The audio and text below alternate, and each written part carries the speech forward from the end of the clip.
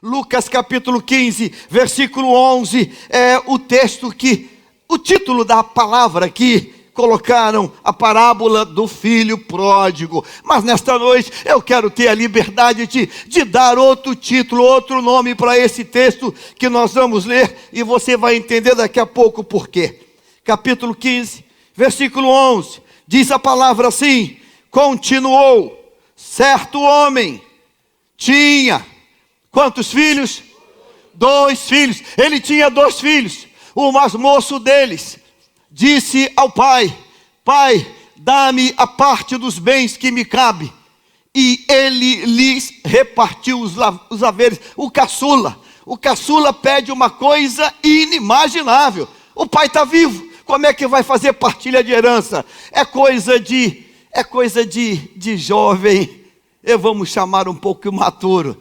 Passados não muitos dias, o filho mais moço, ajuntando tudo o que era seu, partiu para uma terra distante e lá dissipou todos os seus bens, vivendo dissolutamente. Diga comigo assim: bens não podem ser dissipados. Isso não vale só para o filho caçula, isso vale para todo mundo. Nesse tempo que estamos vivendo, irmãos, é melhor tratar os bens com mais seriedade. Com mais seriedade. A gente está vivendo um tempo vendo gente enfiando os pés pelas mãos e se metendo em compromissos, em dívidas, e depois, como é que fica? Como é que fica? Ele dissipou. Ele não parou para pensar, não parou para imaginar que se não tiver cuidado, aquilo que Deus te permitiu chegar à tua mão, vai escorrer feito água entre os dedos.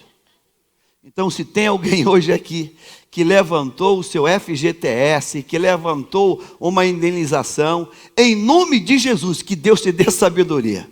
Amém? Que Deus te dê sabedoria para que você não enfie os pés pelas mãos. Passado não muitos dias, o filho mais moço, ajuntando tudo que era seu, partiu para uma terra distante e lá dissipou os seus bens, vivendo dissolutamente. Ele levou o bem financeiro, ele levou o metal, ele levou o bem quer dizer, a moeda, ele levou o que podia trabalhar com ela. Mas se ele não sabe, se não tem experiência, e aí como é que faz? Vai tudo embaixo, tudo ralo abaixo. Depois de ter consumido tudo, sobreveio àquele país uma grande fome, e ele começou a passar necessidade.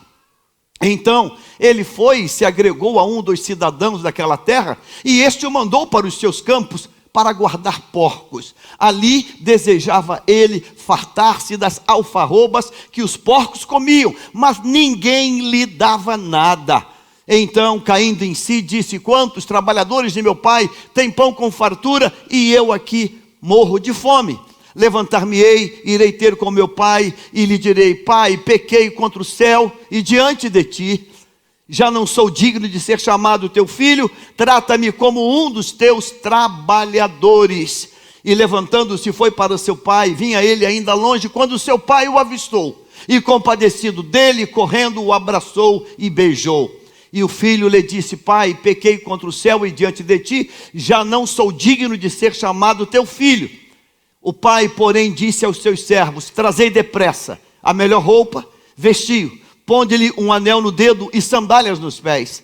Trazei também e matai o novilho cevado. Comamos e regozijemo-nos, porque esse meu filho estava morto e reviveu, estava perdido e foi achado. E começaram a regozijar-se. Ora, o filho mais velho estivera no campo, e quando voltava, ao aproximar-se da casa, ouviu a música e as danças. Chamou um dos criados e perguntou-lhe: que era aquilo? E ele informou: veio teu irmão e teu pai mandou matar o novilho cevado, porque o recuperou com saúde. Ele se indignou e não queria entrar. Saindo, porém, o pai procurava conciliá-lo. Repita, volta o 28, diga comigo assim: saindo, porém, o pai procurava conciliá-lo. Mas ele respondeu a seu pai: há tantos anos que te sirvo, sem jamais transgredir uma ordem tua, e tu nunca me deste um cabrito sequer, para alegrar-me com os meus amigos. Vindo, porém, este teu filho, que desperdiçou os teus bens com meretrizes, tu mandaste matar para ele o novilho cevado.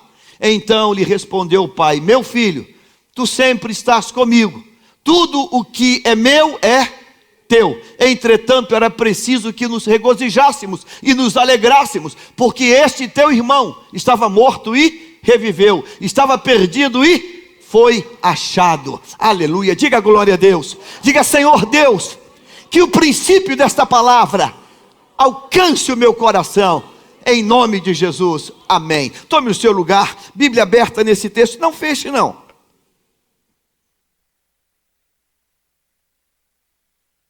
Que nome poderíamos, que outro título poderíamos dar para esta parábola? Parábola do filho pródigo?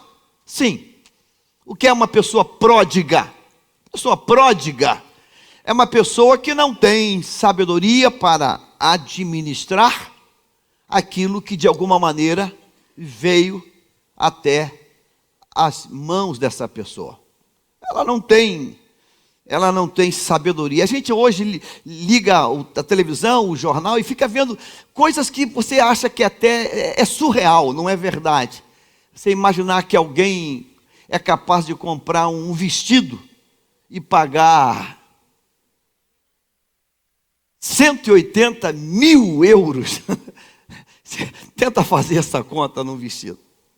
Alguém comprar uma lancha de milhões e milhões e milhões e milhões, que ele vai usar talvez uma vez por ano, ou 2 vezes por ano. É umas coisas, você, meu Deus, o que é isso? Mas isso é uma dimensão grande, mas numa dimensão pequena, é a mesma coisa. É a mesma coisa. A gente às vezes não tem de Deus um cuidado de pensar que amanhã aquilo pode ser necessário. Amanhã aquilo pode ser necessário. Então, por essa razão, essa parábola recebeu o nome filho pródigo, porque ele dissipou, ele jogou fora, ele arrebentou com aquela herança que ele possuía.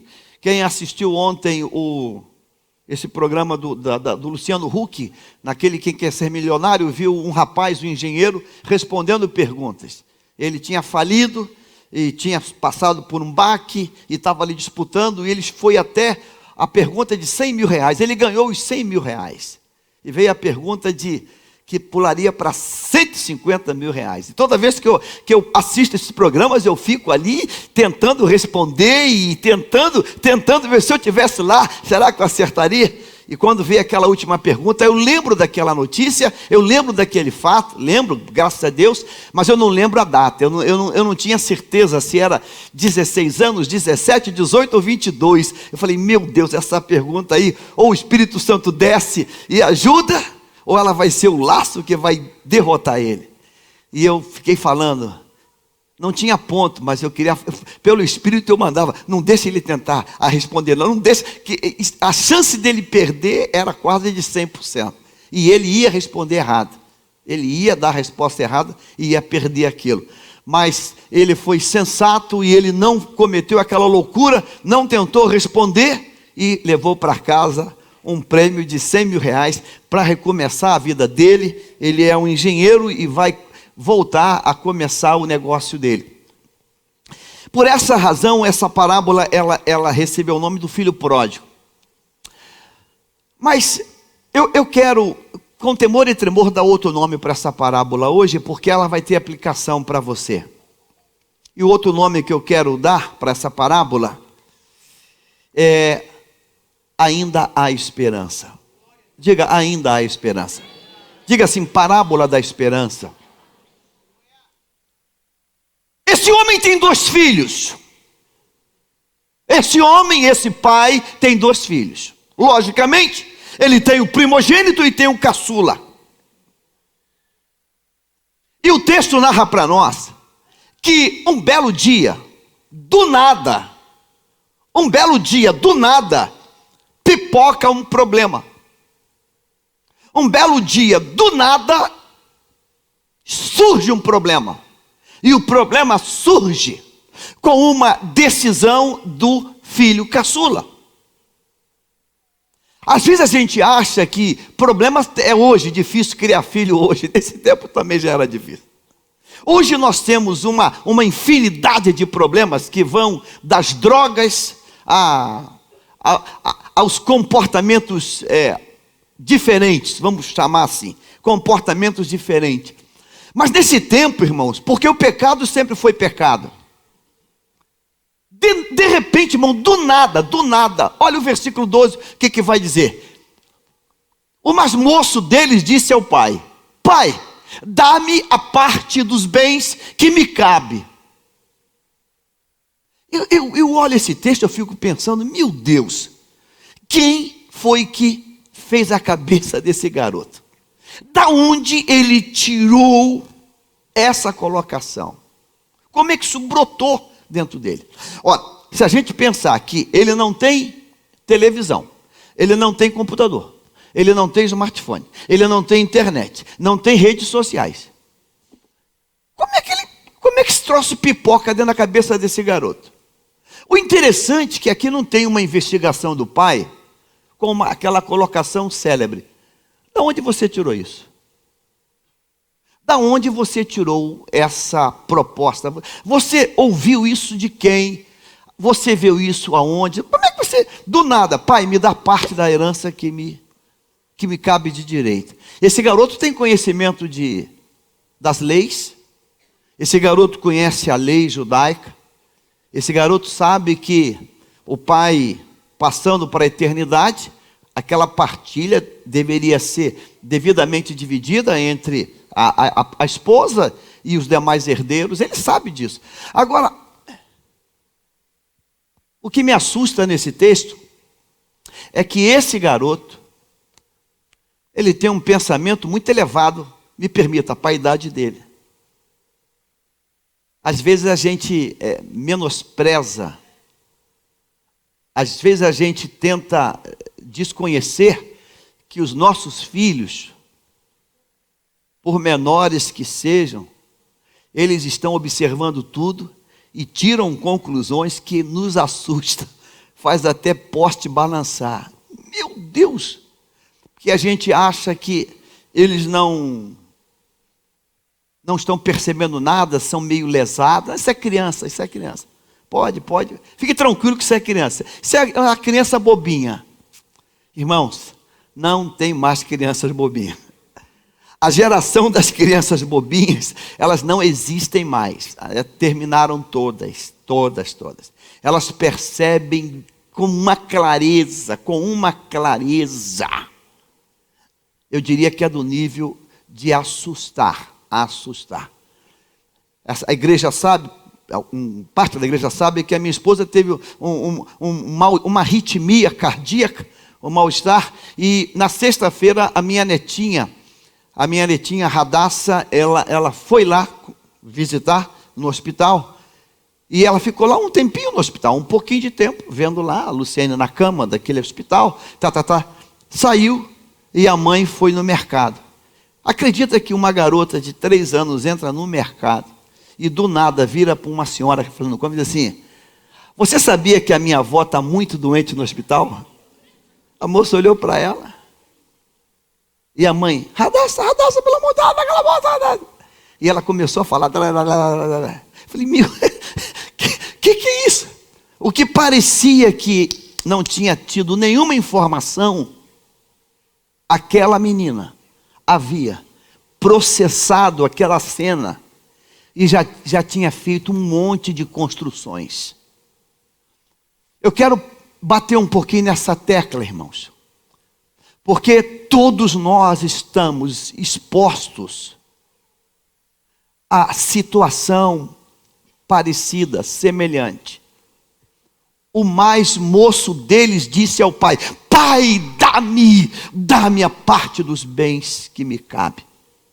Que Deus nos permita Que Deus nos capacite, irmãos, a que a gente consiga se antecipar a essas surpresas. Que a gente consiga se antecipar a estas surpresas, para que a gente tenha o que falar, o que contrapor, o que colocar, para que a gente não seja apanhado no contrapé. Isso é muito sério. O texto diz que quando o pai escuta isso, não há nenhuma colocação do pai. Mas a gente enxerga pelo Espírito que o pai, ele sofreu um baque, um choque. O pai sofreu um choque. O filho, pai, me dá parte da herança que me pertence. Versículo 13. Passado não muitos dias, o filho mais moço, ajuntando tudo que era seu. Ou seja, nesse período, o pai começou a fazer o levantamento. Agora, tente imaginar como estava a cabeça do pai fazendo o levantamento dos bens dele. A cabeça dele devia estar a mil, a não sei, meu Deus, ele tentando achar um nexo,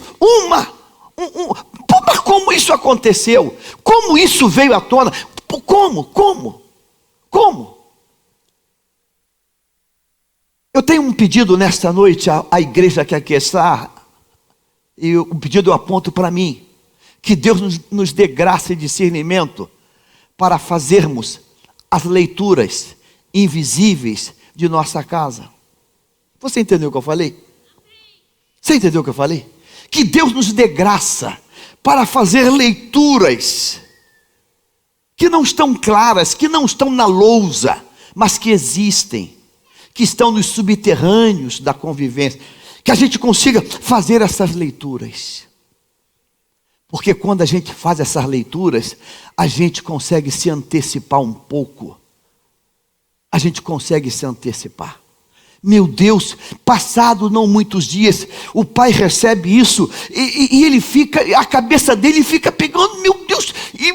Mas o filho falou e ele começa então a separar o que ele tem, fazendo o levantamento lá da renda dele. Eu tenho isso, e a divisão é 50% para a esposa, os outros 50% vai ser dividido, Ele começa a fazer essa composição, essa divisão. Que coisa séria. E diz a Bíblia assim: ajuntando tudo o que era seu. Ou seja, toda a riqueza daquele pai, ela por certo foi convertida em valores, em talentos, em moedas, e ele ajuntou tudo que ele possuía. Hoje, você vê na televisão uma mala com dinheiro. Naquele tempo não tem mala com rodinha. Então ele leva num bornal, num saco, sei lá o que, ele junta aquela coisa, bota nas costas e sai estrada fora. Não está na Bíblia, mas você é muito inteligente. Tente pensar o pai olhando da porta da casa, aquele garoto caçula, com um fardo nas costas, daquela quantidade de valores, indo estrada fora, até sumir no horizonte. Tente imaginar o coração desse pai, os pensamentos que vieram. Será que ele chega até a esquina sem ser assaltado? Será que esse garoto tem capacidade para lidar com isso? Há dias atrás a internet mostrou para nós um pega em São Paulo de 2 carros. Não sei se você viu. E um bateu e teve PT, perda total. Você viu isso na televisão? Lembra quais foram os carros? Era um Fusquinha e um Palio, né? Irmãos, era uma Ferrari. Era uma Ferrari e um Porsche. E o motorista era um jovem dos seus 30 anos. Uma Ferrari, irmãos, com aquela batida não tem lanterneiro que dê jeito ali. Aquilo é PT, perda total. Agora o cara perde um valor de milhões, porque ele não tem uma noção exata do que aquilo é, do que com aquilo se podia fazer. Ele vive o momento, ele vive a curtição.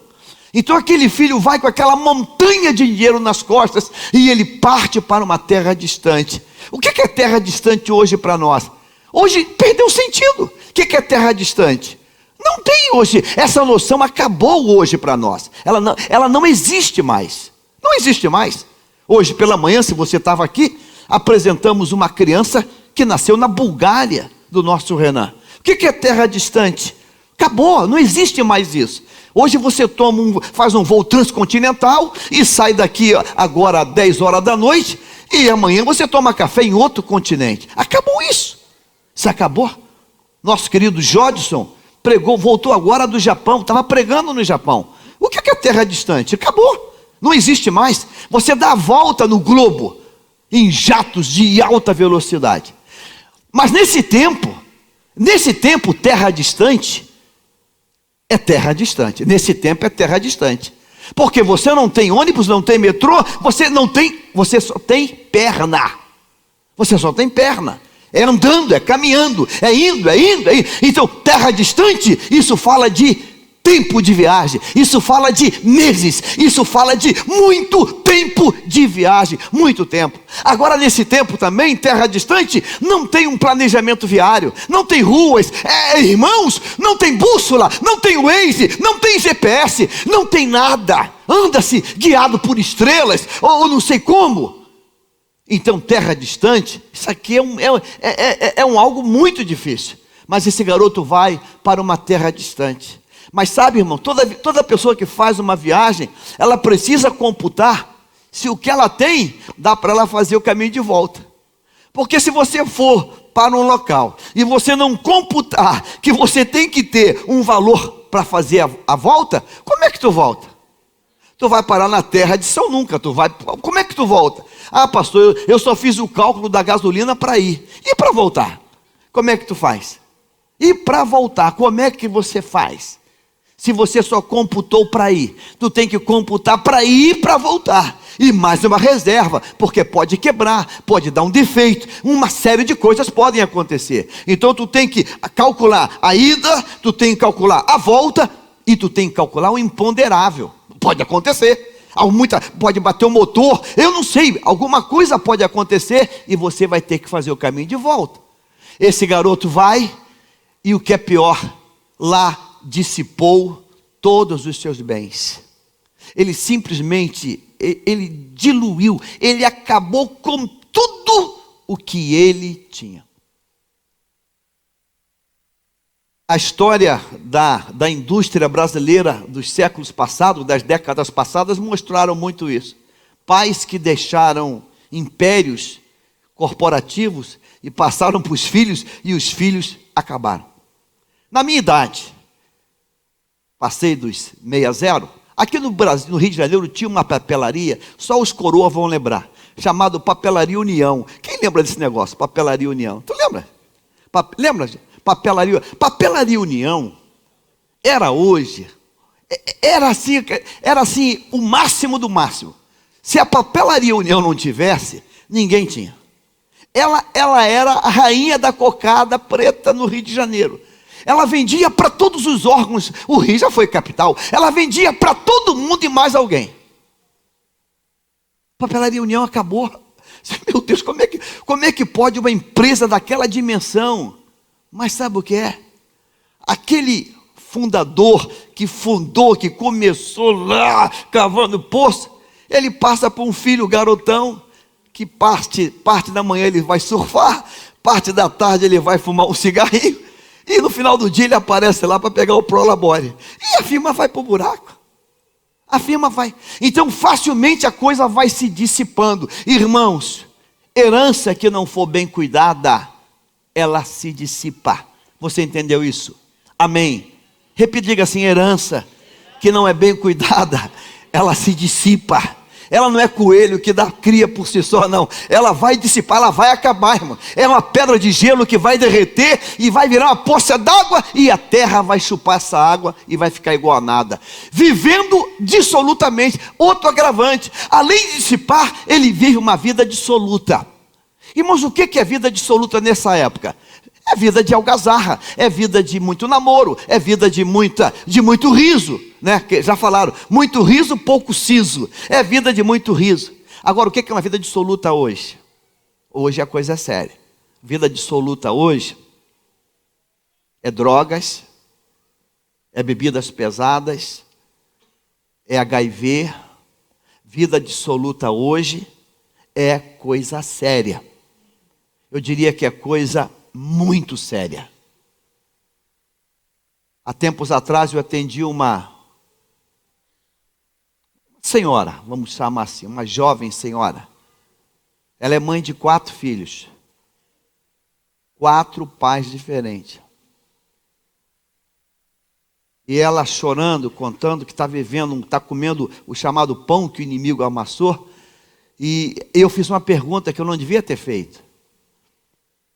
E acabei fazendo. E eu ouvi o que não queria escutar. Falei, mas são 4 filhos. Você pelo menos tem 4 pensões de alimento. 4 pensões de alimento. Ela disse, eu não tenho nenhuma. Como não tem nenhuma? Vamos agora então dar início a procurar a justiça. Você tem direito. Mas eu não sei quem são os pais. Pausa para os comerciais. Vamos tomar um café. Eu falei, eu estou diante de um caos muito louco. Eu falei, você falou o quê, minha filha? Ela baixa a cabeça, chora e diz, é verdade. Vivendo dissolutamente. Irmãos, vida dissoluta hoje. Vida dissoluta hoje. Ela traz dependência de drogas. Ela traz doenças. Ela traz crimes passionais. Vivendo dissolutamente hoje, ela traz tragédia.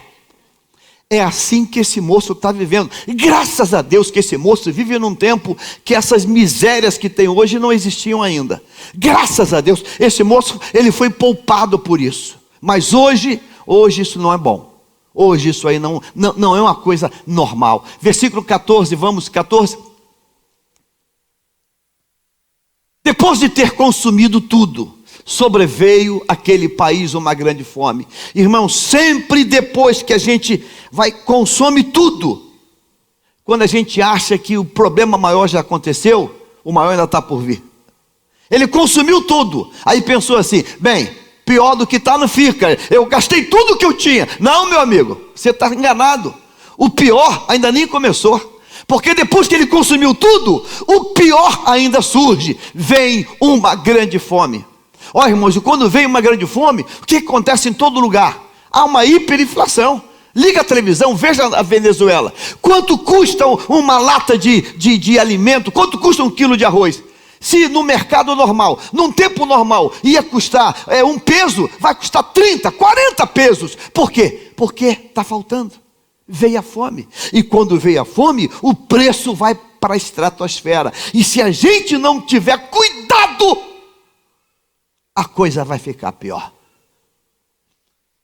Essa parábola é a parábola da esperança, e você vai entender daqui a pouco o porquê esta parábola é a parábola da esperança. Versículo 15, vamos. Então ele se foi e se agregou a um dos cidadãos daquela terra, e este o mandou para os seus campos para guardar porcos. Esse garoto tem uma virtude. Esse garoto aprendeu alguma coisa com o pai. Ele aprendeu que a gente resolve as coisas com trabalho.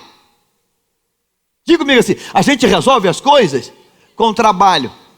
Ele aprendeu isso. Ele tinha um bom espelho. Ele aprendeu. Ele não tem mais nada. A fome bateu. Ele podia dizer, eu vou virar mendigo. Eu vou esmolar. Eu vou cortar os pulsos. Eu vou me matar. Eu vou tomar veneno. Eu vou pular de uma pedra. Não. Ele foi buscar a resposta no trabalho.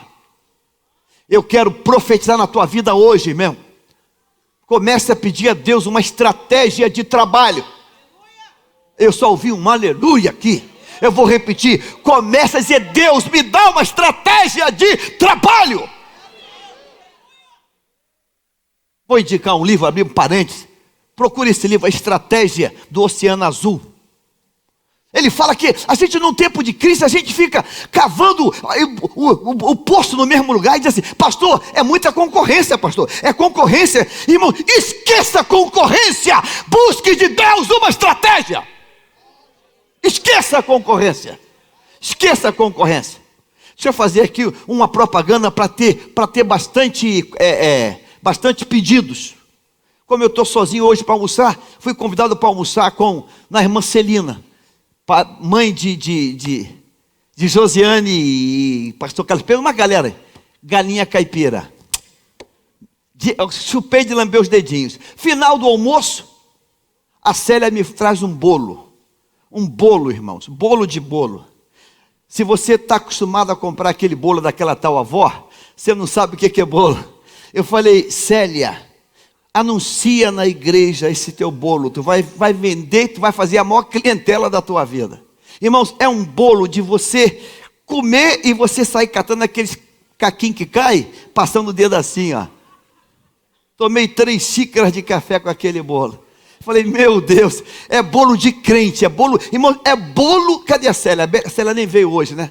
Ah, fica de pé, Célia. Aquela moça ali, ó. Você pode pedir. Pode pedir a ela: Célia, prepara um bolo. Irmão, a coisa é séria. O bolo, não, ó, aquele vó, Alzira, me falei o nome, não devia falar. Não tem nem nível de comparação. Não tem, não compara. Não, é bolo de assim: meu Deus, o que é isso? Eu falei: minha filha, por que você não está faturando com isso?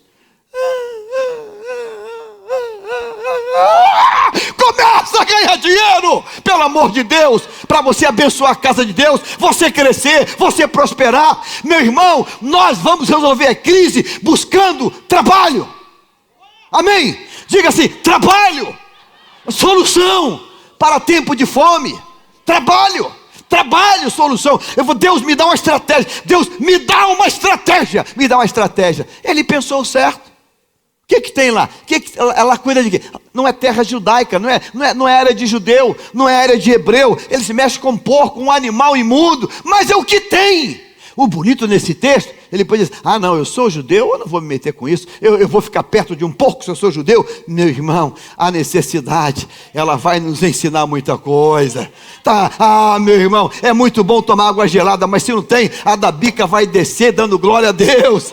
Ah, pastor, eu não bebo água de poço, então morre de sede. Meu irmão, todo mundo quer uma água mineral, com gás, sem gás, mas você está na sede, não tem nada, o que faz? Bical, abre assim, e você não morre, em nome de Jesus. Deus vai te dar estratégia, aleluia. 16, vamos. Ali desejava ele fartar-se das alfarrobas. Alfarrobas é uma vegetação daquele local que os porcos comiam. Aqui hoje a gente come porco come resto de comida. Nessa época não tem restaurante para gerar resto de comida. Aquela coisa que chamava de lavagem. Nessa época não existe isso. Então os porcos comem essa vegetação, essa semente, esse negócio, alfarrobos. E ele tentava brigar com os porcos para também não morrer de fome. Aqui eu vejo uma outra virtude desse rapaz. É um rapaz inteligente. Ele não tem o que comer. O que a gente come?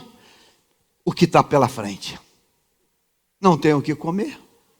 Ah, pastor, eu só como arroz, feijão e carne. Mas não tem, o que faz? Abóbora eu não como, jiló eu não como, maxixe eu não como, cabeça de peixe eu não como. Você é um candidato ao Inhaúma, é um candidato. Você vai ter que rever a tua dieta alimentar.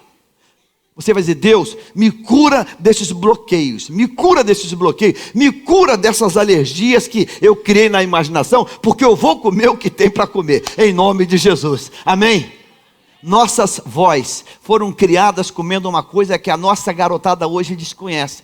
Se falar para os meus netos e para os teus netos essa palavra, eles acham que é até um palavrão. Olha só, angu. Qual é a criança que diz assim: filha, vamos bater um prato de angu? Chega para uma dor e fala: vamos bater um prato de angu. Quem conhece angu, irmãos? Só conhece angu quem passou do Cabo da Boa Esperança. Porque hoje, agora se você falar: vamos no Mac, vamos pegar um Mac, meu irmão, aí é festa, batata frita é festa, ketchup. Angu, diga assim, angu. Angu. É uma comida riquíssima. E nossos avós foram criados com angu. Foram criados com angu. Foram criados com tocinho de porco, com porco lá, aquela mistura lá. Então tudo fortinho, tudo parrudinho, tudo gordinho e cheio de saúde. E cheio de saúde, amém? Ketchup é invenção dos tempos modernos. Ali desejava fartar, mas mesmo assim ninguém lhe dava nada. 17, vamos. Então caindo em si disse: quantos trabalhadores de meu pai têm pão com fartura e eu aqui morro de fome. E a partir daí ele começa a fazer o caminho de volta. Mas a Bíblia vai dizer para nós da seguinte maneira: que estando ele ainda longe, versículo 20, coloca o 20. E levantando-se foi para o seu pai, lá da terra distante. Vinha ele ainda longe. O que é longe, irmãos? Qual é o conceito de longe que a gente pode usar? Para a gente pegar o conceito de longe, a gente tem que se transportar para uma área rural, para ficar mais fácil. Sabe o que é longe? Na área rural é mais fácil. Você está numa porteira, numa fazenda, ou numa pequena elevação, aí você olha assim, lá embaixo, você vê aquela silhueta, que vem lá embaixo. Aí você fala assim, lá vem alguém. Quem já foi da roça já viu isso. Você fala assim, lá vem alguém. Cadê? Lá, olha lá, tem aquele pontinho lá. Lá está vindo alguém. Lá vem alguém. É muito bonito. Hoje a gente não passa mais férias no interior. Acabou esse negócio. Quase que não tem mais interior. Mas quem desfrutou isso de ir para o interior, sabe o que é? Você olhar no pasto lá embaixo e você vê lá embaixo, de repente surge a silhueta de um homem num animal, num cavalo, numa mula, num jumento. Aí você fala assim, lá vem alguém lá, ó. Olha lá, vem alguém. E aquele trotó. E aquela imagem vem crescendo.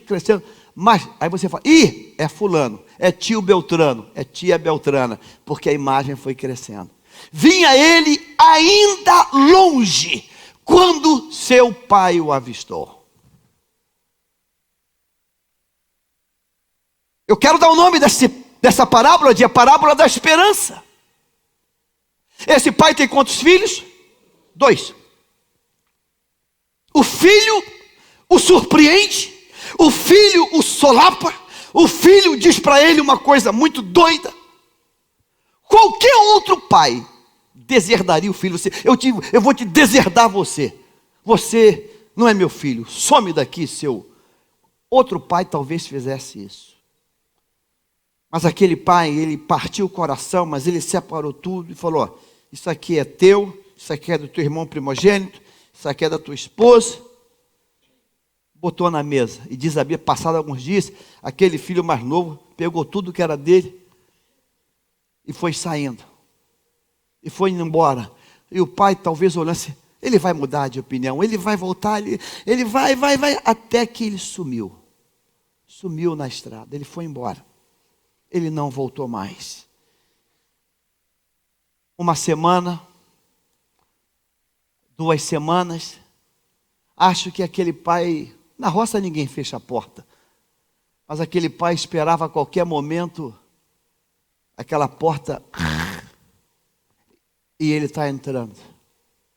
1 semana, 2, 1 mês, 6 meses, 1 ano.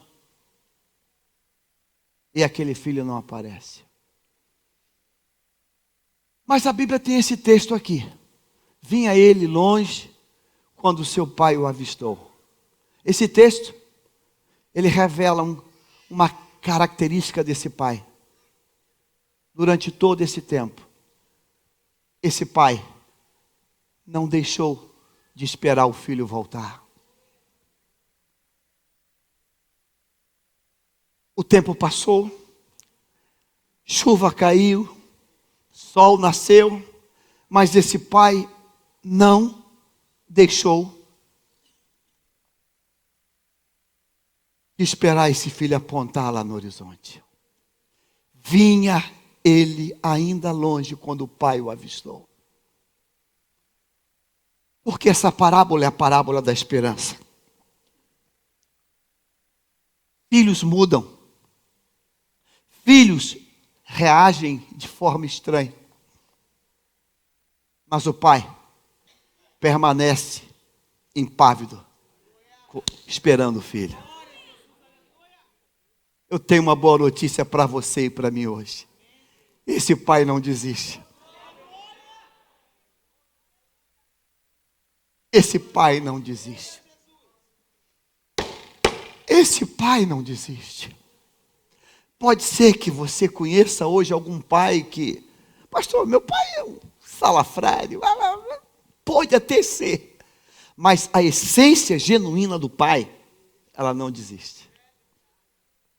E eu quero pedir que essa mesma natureza esteja sobre a tua vida hoje. Que você seja esse pai. Pastor, mas o que o meu filho fez foi... Não faça isso não.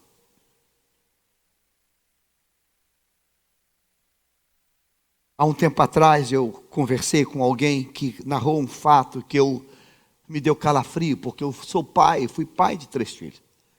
A filha namorando, não vigiou e pimba. A mãe descobriu, estava grávida, escondeu até onde pôde. Quando não pôde mais, falou para o pai. E disse, nossa filha... namorando, ela fez um gol. O pai disse, essa casa ela não pode mais ficar. Ela não vai desonrar o meu nome. E botou ela para fora de casa. Botou a própria filha para fora de casa. Porque a filha arranjou uma gravidez. Aquela mãe sofreu muito. Aquela mãe, enquanto viveu, hoje não está mais entre nós, passou para a eternidade. Mas aquela mãe sofreu muito. Eu não sei o final dessa história, não tive informações. Se em algum momento, aquele pai, naquele zelo exagerado, se aquele pai acertou isso. Eu sei que é muito duro, eu sei que não é fácil. Não estou tratando de uma coisa fácil. É muito duro. Meu telhado é de vidro. Mas, irmãos, aqui tem um pai. Que um filho disse, me dá tudo que é meu. O pai podia dizer, filho, eu ainda estou vivo. Deixa eu morrer primeiro. Não, eu quero agora. Filho, deixa eu levar você para um terapeuta, para um psicólogo, sei lá. Não, eu quero agora. E o pai entrega. E o filho dissipa tudo. Mas o pai permanece esperando o filho voltar. Nesta noite, irmãos, há esperança para pessoas que tiveram desatinos na vida.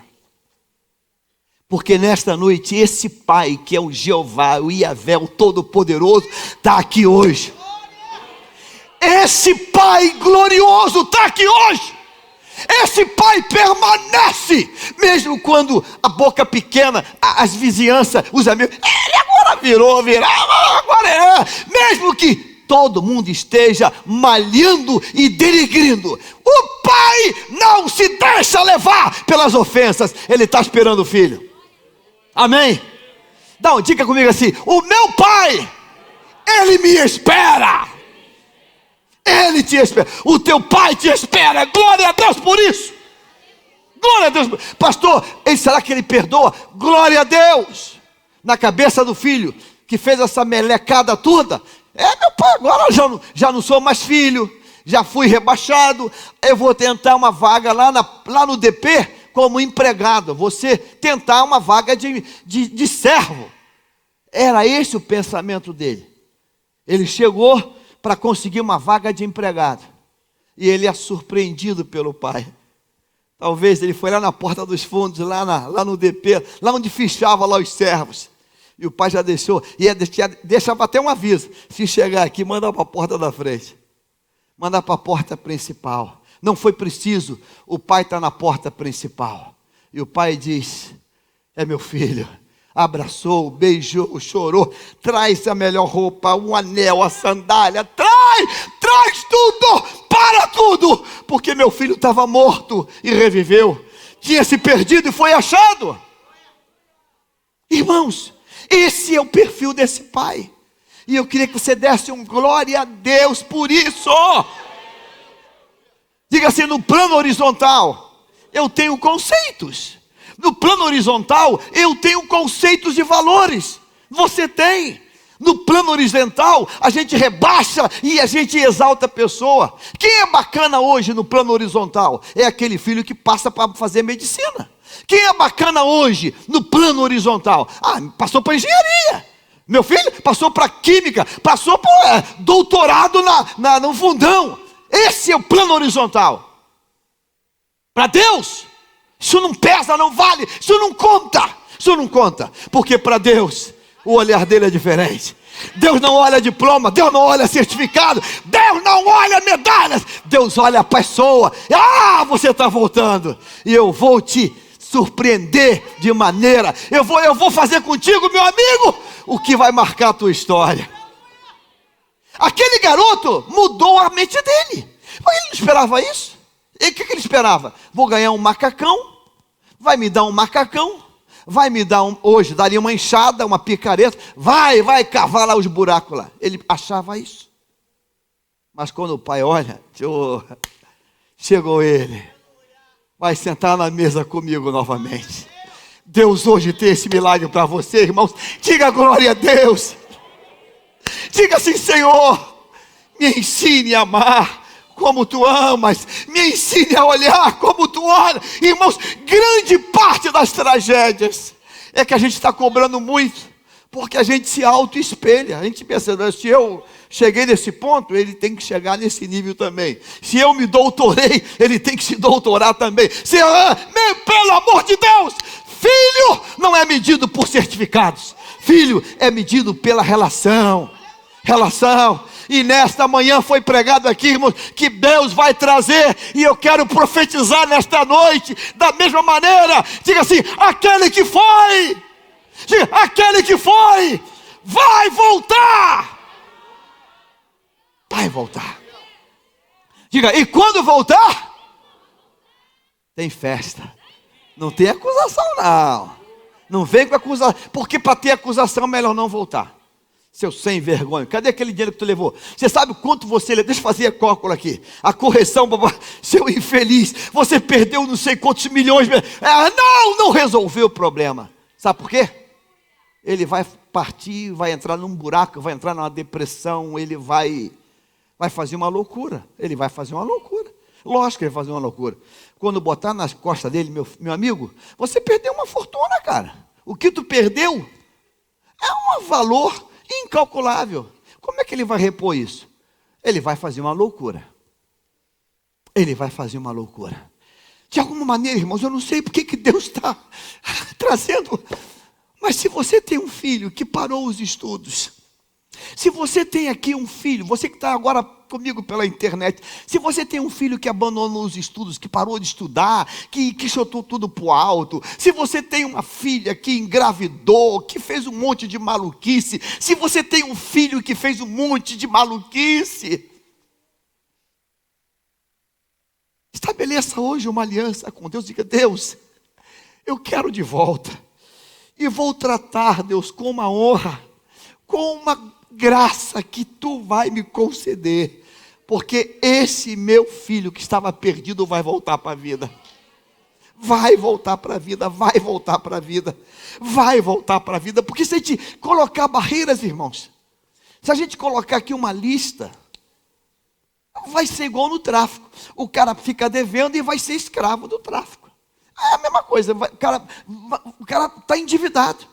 Meu amigo, tu está devendo na boca tantos mil, agora você vai trabalhar para mim, você vai ser um vendedor, você vai ser um... Meu Deus, que maluquice é essa? Nós vamos olhar com os olhos de Deus, amém? E quem olha com os olhos de Deus, irmãos, perdoa, e quem perdoa, esquece, amém? Diga assim: me ensina, Senhor, a olhar com os teus olhos, e com os teus olhos, eu perdoo e eu esqueço. Irmãos, nunca mais naquela casa, nunca mais O pai falou: filho, me diz para mim, filha, aquela grana toda, tu comprou alguma fazenda, algum sítio? Não, pai, não comprei nada. O que fez? Pai, eu fui gastando. Quando eu vi, pai, não tinha mais nada. Deixa eu dar um testemunho do meu querido Sancler. Qual é o nome dele mesmo, Sancler? O garoto, o advogado? É o Sancler. Sancler, faz assim, Sancler. É pai de um garoto. Um dia ele falando comigo: pastor, meu filho, pastor, eu não aguentava mais. Fumador de maconha inveterado. Maconheiro com doutorado em Harvard. O negócio dele era surfar, pegar onda e apertar um baseado e fumar maconha. Não queria nada com nada. Fumar maconha e pegar onda. Aí um dia eu sentei com ele, não como policial, não como um promotor, não como um verdugo, mas como um pai. E disse: meu filho, a vida não é baseado, a vida não é só, não é só uma onda. E parece que a ficha caiu. E esse garoto teve um start, do nada esse garoto começou a correr atrás, a estudar. Esse garoto hoje é um dos grandes advogados do país. Esse garoto hoje está atuando no Supremo Tribunal Federal com um dos juízes, irmãos. Esse garoto hoje dá aula em universidades. Um garoto que até um pouco tempo atrás era um chincheiro pesado. Esse garoto, a história mudou.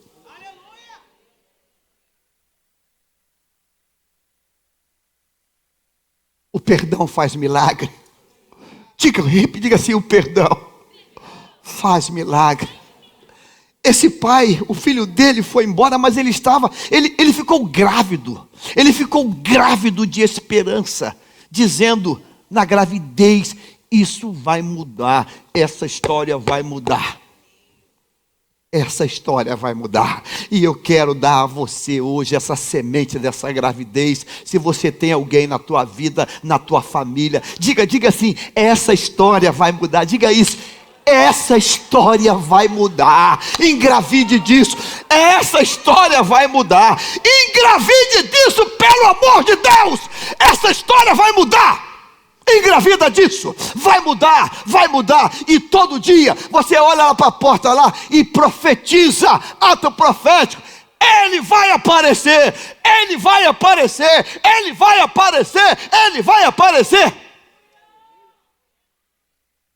Eu fico pensando, alguém perguntando àquele pai, todo dia, era uma rotina, era uma disciplina de vida. Lá vai aquele pai: seu fulano, está indo para onde? Para a porteira. Faz o quê? Dá uma olhada lá na porteira. Parava lá um pouquinho, olhava.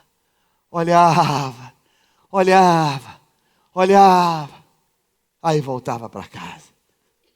No outro dia, diga assim, a mesma coisa. Diga: no outro dia, a mesma. Imagine você a decepção, se aquele garoto aponta lá e vem chegando, e ele não encontra ninguém, e não tem ninguém ali. Ele ia parar e agora o que eu faço? Vou pelos fundos? Não vou? Será que meu pai botou cachorros aí, pitbull, doberman? E aí, será que alguém ainda me conhece aí? Ele agora está magro, ele agora está mais feio, ele agora está esquelético, ele agora está mal vestido, ele agora está diferente. E agora o que eu faço? Entro, não entro, vou ou não vou? Mas a Bíblia diz que aquele pai não permitiu que aquilo acontecesse, porque antes dele ver, o pai já tinha visto. Antes dele ver, o pai já tinha visto. E nesta noite, irmãos, há um pai chamado Jeová, Yahvé, Deus poderoso, que está te vendo hoje aqui. Pastor, mas eu fui muito longe. Eu sei, não importa. Deus não contabiliza isso. Deus não chamou de garoto, você deitou com quantas meninas? Garoto, você ficou quantas vezes bêbado? E Deus não faz isso. Deus é misericórdia, Deus é graça, Deus é amor, Deus é perdão. E nesta noite tem isso para você, e você vai colocar no teu coração e diga assim: a pessoa que eu amo, diga, vai voltar. Vai voltar. Vai voltar. E essa volta, ela é ativada, ela é startada, não a partir dele, mas a partir de quem está aqui. Porque quem está aqui é alavanca, como diz lá o filósofo: dá-me uma alavanca e eu levanto o mundo. É o coração desse pai que é a alavanca para futucar ele lá. E você vai ser essa alavanca para a glória de Deus, em nome de Jesus. Amém, queridos? Aí o texto diz que quando esse garoto chega, o pai abraça, uma festa, 21, agora vamos embora, 21. O filho mais velho disse: pai, eu pequei contra o céu, ele vem quebrantado, não sou digno mais de ser teu filho. 22, vamos. O pai, porém, disse aos servos: meu filho, eu tenho uma coisa para você, trazei depressa a melhor roupa. Aquele pai se preparou, trazei depressa a melhor roupa, ponde-lhe vestiu, ponde-lhe um anel no dedo. Isso fala de identidade, isso fala de honra. Dá para ele agora a sandália dos pés, isso fala de nobreza. Meu filho, uma história nova vai começar hoje. Irmãos, Deus começa histórias novas. E diga glória a Deus.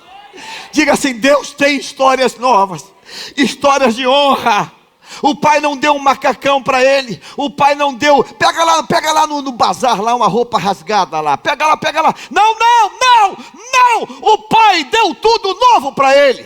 Trazei depressa e matai o bezerro cevado. Comamos e regozijemos, eu e ele, todos nós. Vamos, gol. Porque esse meu filho estava morto e reviveu, estava perdido e foi achado, e começaram a regozijar. Deus tem isso para a tua vida hoje. Agora olha só, 25, vamos embora. Ora, o filho mais velho estivera no campo, e quando voltava, ao aproximar-se da casa, ouviu a música e as danças. Chamou um dos criados e perguntou-lhe: que era aquilo? Lógico, o filho está certo, o filho que volta, ele achou estranho. Por quê? Esse texto diz para nós, está subentendido uma coisa, grava isso. Desde o dia que o filho caçula foi embora, a festa naquela casa cessou. E por que cessou? Porque não havia tema de festa no coração daquele pai. A Bíblia diz que é chorar com os que choram, é alegrar com os que se alegram. O que aconteceria se tivesse uma festa naquela casa e o filho de longe, bisbilhotando, soubesse? O que o filho diria? O filho que foi? Não faço mais falta mesmo. Não faço mais falta mesmo. Bastou eu sair, lá, a festa está comendo solta. Esqueceram de mim. O pai cancelou as festas. O filho mais velho não sabe que o cancelamento não é por falta de dinheiro, é por falta de motivo para se alegrar. Não tem motivo de alegria. O pai não transparece, mas ele tem atitudes. Ele suspendeu as festas. O coração dele tem uma lacuna, tem um buraco. Tem um buraco no coração dele. Mas ele crê. E tanto crê que mandou fazer vestido, sandália, anel e preparar os dias. Ele crê que a qualquer momento vai ter festa. Embora você não faça festa, você se prepara para a festa que vai ter. Irmãos, alguma coisa me diz que esse ano Deus vai trazer de volta muita gente que desviou. Muita gente que escorregou vai voltar, irmãos. Muita gente, irmãos. O diabo está lá dizendo assim: olha, não, acabou para você. Para você acabou. Para você, esquece. A fila andou. Já tem gente no teu lugar. Esquece. Nem lembram mais de você. É mentira, Satanás. Vai ter festa. vai ter festa, porque o pai está com a festa preparada. Irmão, está na agulha, a festa está na agulha. O filho disse, aí o pai, olha, veio teu irmão, teu pai mandou matar o novilho cevado, porque recuperou ele com saúde. Ele veio com saúde, ele se indignou, não queria entrar, saindo porém o pai procurava conciliá-lo. Diga comigo assim, saindo porém o pai, o quê? Isso é um rema de Deus para a tua vida e para a minha vida? Um pai, 2 filhos, diga assim, 2 problemas. Diga, problema 1, o filho caçula se apaixona pelo mundo e vai para longe, vai para o mundo e some no mundo. Diga assim, o pai não muda, permanece esperando, gerando, amando o filho que foi. Problema 2, um filho dentro de casa, um filho que não foi para o mundo, um filho que consegue escamotear a verdade, um filho que consegue esconder o coração dele, mas ninguém esconde o coração por tempo todo. Em dado momento, o coração vai vir para fora e vai dizer o que está lá dentro. Aí quando aquele filho que ficou, descobre que o irmão voltou e o pai está feliz e deu uma festa, ele bota para fora o coração dele, ele bota a ira, o ódio, a indignação. O filho que ficou também é doente na alma. É doente na alma. Mas olha o que diz a Bíblia. Se puder, grifa isso aqui. 27. O pai, volta, me perdoe. Ele, porém, grife isso aí. Saindo, porém, o pai procurava conciliá-lo. Irmãos, o princípio do pai não mudou. O mesmo pai que foi à procura e saía para ver o filho mais novo, é o mesmo pai que sai para ir à procura do filho mais velho. Os filhos aprontaram de forma diferente, mas o pai não mudou. Então nesta noite Deus é esperança para os filhos que foram, e Deus é esperança para os filhos que estão aqui dentro. Nesta noite tem filhos perdidos lá fora, mas nesta noite tem filhos perdidos aqui dentro. Os filhos que foram lá para fora se enxafurdaram no pecado. Os filhos que estão aqui dentro estão magoados, ressentidos, amargurados. Fazem tudo que o dever de casa pede. Cantam, tocam, frequentam EBD, frequentam os cultos. Mas lá dentro há uma mágoa, há uma tristeza. E a tristeza é porque ele sabe que o outro às vezes foi e está até se dando bem. O salmista diz, eu tinha inveja dos ímpios. Os caras se dão bem o tempo todo.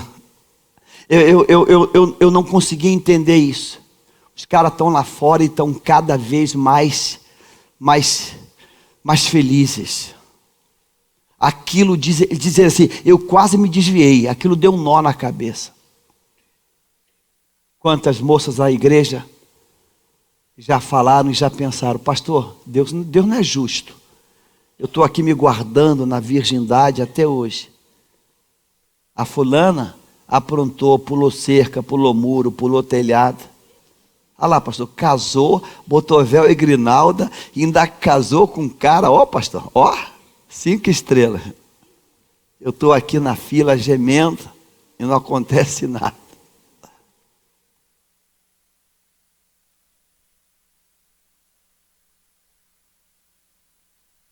Diga comigo assim, o pai não desiste de buscar, de amar e de esperar. Nesta noite, pela internet, estamos indo para aqueles que estão lá fora, longe, distante. E pelo Espírito, a palavra vai levar. Mas nesta noite, Eu quero que você que está aqui hoje, final do mês de maio, eu quero que você saiba que se você se magoou por alguma razão, se você se entristeceu por alguma razão, se você ficou mal por alguma razão, eu tenho uma boa notícia para você. O Pai está saindo ao teu encontro. Esse pai hoje tem a maior razão da vida dele, é o filho que voltou, é a festa que está bombando. Mas o pai deixou a festa, o pai deixou o filho que voltou, o pai deixou tudo e saiu para buscar o filho que tinha ficado, o filho que não tinha saído, mas que o filho estava amargurado e estava triste.